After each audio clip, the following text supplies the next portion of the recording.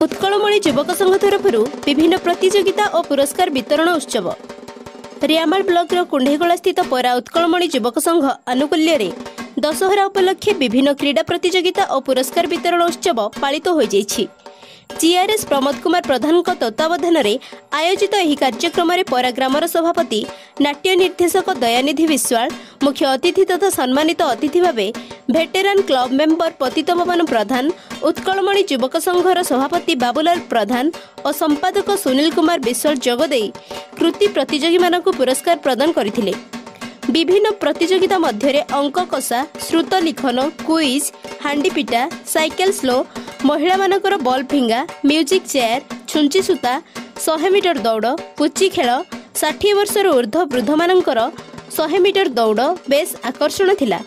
Club रा सदस्य राजीव प्रधान, don प्रधान, सुदीप प्रधान, डिलेश्वर देहुरी, मानस विश्वाल, कृपा सिंधु विश्वाल, कालीचरण साहू, तुषार प्रधान, भास्कर विश्वाल, कृष्णचंद्र साहू, तफान विश्वाल, सत्यवादी प्रधान, नारायण थप्पा, प्रदीप साहू प्रमुख सहयोग करथिले। देवगढ़ तरुण कुमार नायक रिपोर्ट, ओडिशा ओडिया न्यूज।